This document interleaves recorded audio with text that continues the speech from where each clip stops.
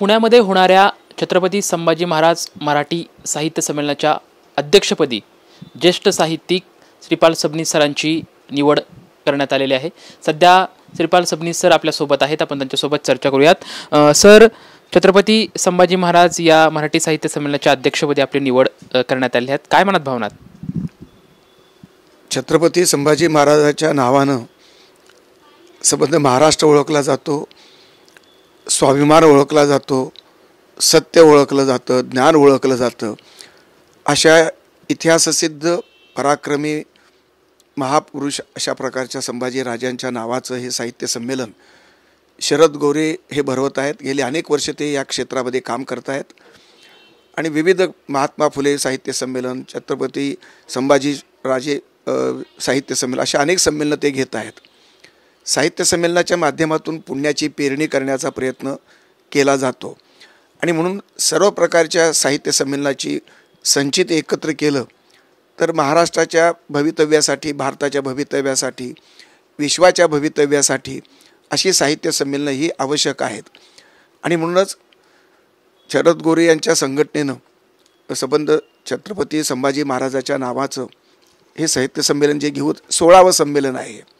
या संमेलनाचं अध्यक्षपद मला दिल्याबद्दल मी त्यांचा आभारी आहे आणि महाराष्ट्राच्या सेवेमध्ये एक नवीन अशा प्रकारचं सुवर्णपान या निमित्तानं अध्यक्ष भाषणातून निर्माण करण्याचा प्रयत्न मी करतो आहे।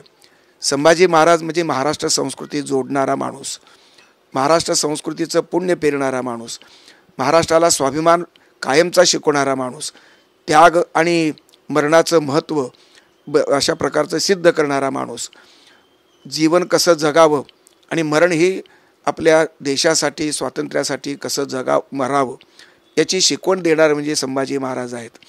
या सर्व अर्थाचा सांस्कृतिक इतिहास आणि संबंध सामाजिक राजकीय इतिहाससुद्धा संभाजी महाराजाच्या चरित्र आणि चारित्र्यानं प्रभावित आहे।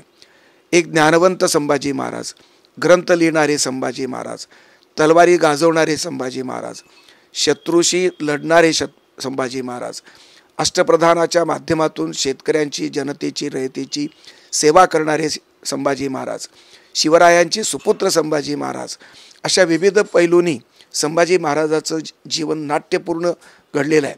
पण काही जातीवादी विद्वानांनी महाराजांच्या चरित्राला कलंक लावण्याचा प्रयत्न केला, तो पुसण्याच्या प्रयत्नामध्येही पुन्हा त्यांना जातीवादाच्या विळख्यातच अडकलं गेलं आणि म्हणून ब्राह्मण जातीवादी विद्वान आणि ब्राह्मणेतर जातीवादी विद्वान या दोन्ही प्रकारच्या जातीवादी विद्वानांच्या कचाट्यातून सोडवण्याची एक संधी म्हणून संभाजी महाराजाच्या या साहित्य संमेलनाचा मी उपयोग करू इच्छितो।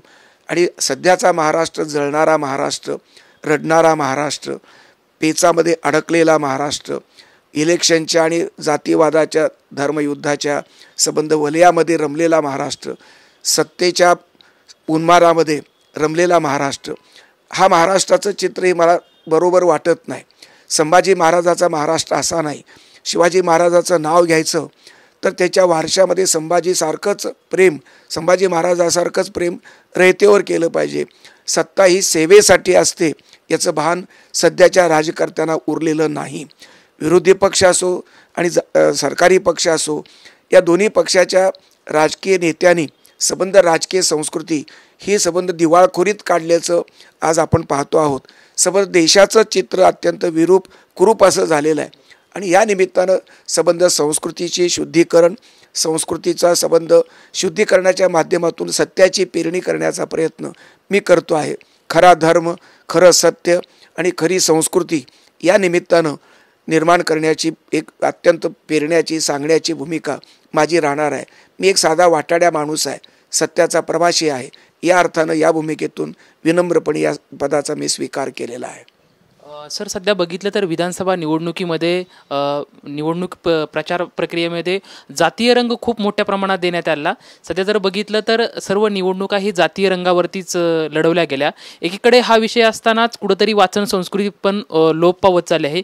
ती वाचन संस्कृती किंवा मानवतेचा विचार लोकांच्या मनामध्ये रुजण्यासाठी काय करणं गरजेचं असं एक साहित्यिक म्हणून तुम्हाला वाटतं? आधुनिक पिढी ही एका अर्थानं करंटी बनत चाललेली आहे।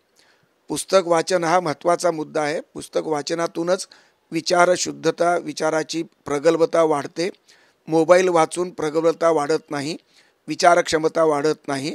मूल्यमापन करणं, व्यासंग धरणं याशिवाय वाचनाच्या संस्कृतीशिवाय हे घडणार नाही. पण वाचन संस्कृती दुर्मिळ होत चाललेली आहे आणि म्हणूनच अशा प्रकारचे रसिक, वाचक, विद्वान, लेखक, संशोधक आणि समीक्षक यातून निर्माण होऊ शकणार नाहीत. जे होतील ते फक्त युनिव्हर्सिटीच्या या व्हॉट्सअपच्या युनिव्हर्सिटीमधून तयार झालेले विद्वान. हे काही खरेखुरे विद्वान नाहीत, अस्सल विद्वान नाहीत. सत्याची चाड असणारे आणि अन्यायाची चीड असणारा विद्वान निर्माण व्हायचा असेल तर मूळ वाचन संस्कृतीचा गाभा, याचा संस्कार या संबंध नव्या पिढीवरती झाला पाहिजे. तो मोबाईलच्या वाचनातून होत नाही असं माझं प्रामाणिक मत आहे. सध्या लोकशाही वाचवण्यासाठी फुले वाड्यावरती बाबा आढाव यांनी एक मोठं आंदोलन उभारलं होतं, म्हणजे आत्मक्लेश आंदोलन. याच्यावर यांना भेट देण्यासाठी महाविकास आघाडीचे बरेचसे नेते त्यांना भेटून दिले. खरं तर या सर्व आंदोलनाकडे तुम्ही कसं बघताय? बाबा आढाव हे एक तपस्वी अशा प्रकारचे, सत्यनिष्ठ अशा प्रकारचे सामाजिक कार्यकर्ते आहेत.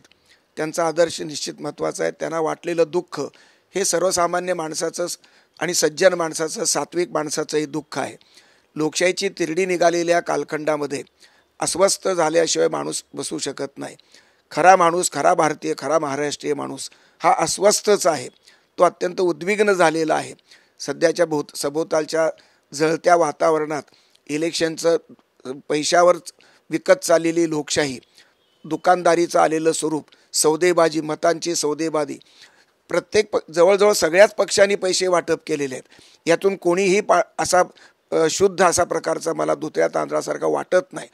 आणि म्हणून राजकीय संस्कृतीनं जातीवाद वाढवला, धर्मांधता वाढवली, सत्तेचा उन्माद हे राजकीय केंद्र बनलेलं आहे. खुर्चीसाठी राजकारण, प्रजेच्या हितासाठी राजकारण नाही. आणि म्हणूनच ही संबंध लोकशाहीची विटंबना चालू आहे. राजकारण म्हणजे लोकशाहीची विटंबना आहे. खुर्ची ही सेवेसाठी आहे, लोकांच्या कल्याणासाठी आहे. याचं भान विसरलेल्या कालखंडामध्ये सज्जन माणसाला दुःख होणं स्वाभाविक आहे. आणि त्यातून आत्मक्लेशाचा मार्ग बाबा आढावांनी स्वीकारला. त्यांनी काहींनी उपोषण केलं, काही घरात बसून राहिले, परंतु ते सुद्धा आत्मक्लेशच भोगत आहेत याबद्दल माझ्या मनात शंका नाही. आणि आत्मक्लेशाची शुद्धता ही प्रामाणिकपणाची खूण आहे. ही बहुसंख्य लोकाला व्हायला पाहिजे. झाली नसेल तर मग लोकही मुरदाड आहेत, जनता तशी आणि राजकर्ते तसेच, एकाच माळेचे मणी असं म्हणण्याची पाळी आहे. ती दुर्दैवाची वेळ आहे.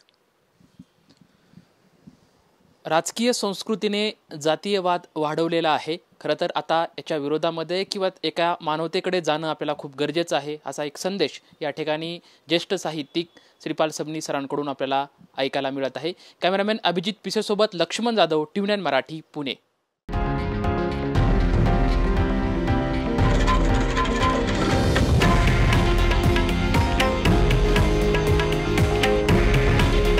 हे आहे देशातील नंबर 1 न्यूज नेटवर्क आणि आपण पाहत आहात TV9 मराठी. काळजी तुमची, हित महाराष्ट्राचं.